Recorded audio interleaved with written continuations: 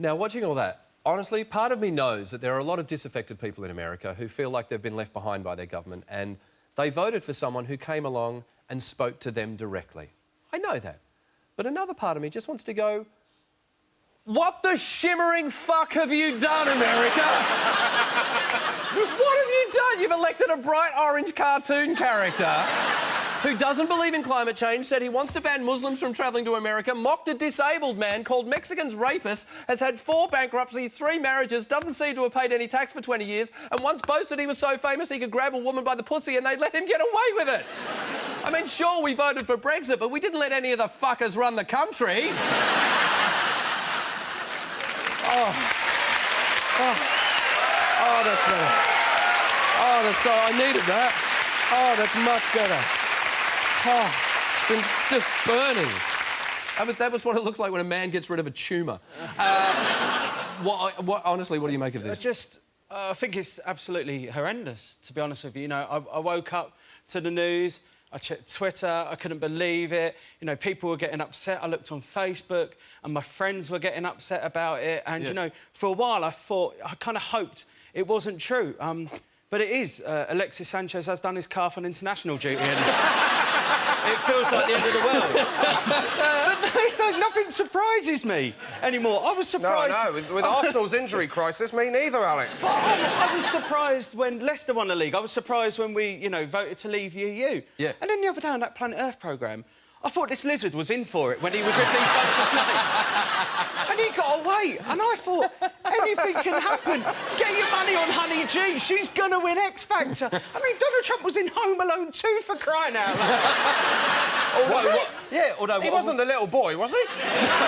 No, although what I would say was if Kevin McAllister had been Mexican, he wouldn't have shown him where the lobby was. You know, the film, it was a very weird experience. I was in a hotel in Glasgow. Yeah.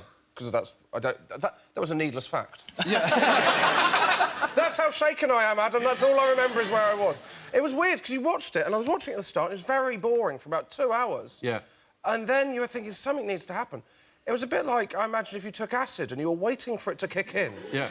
And you're thinking, this isn't going to happen, and then you have the worst trip of your life. And it was weird. I couldn't watch it. I turned over and I watched the Premier League years. And then it was one where Man U won the league, so I got more depressed. It was awful.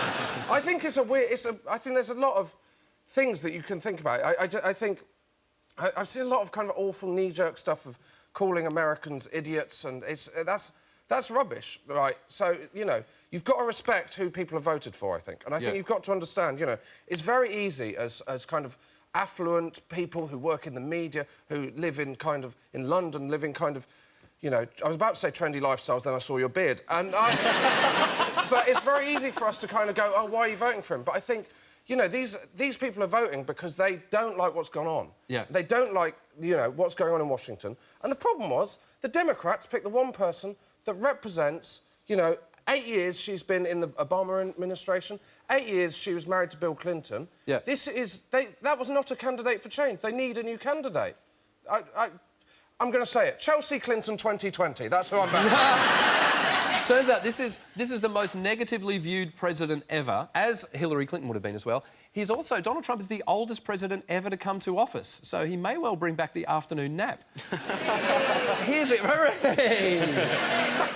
Said a man who just fell asleep.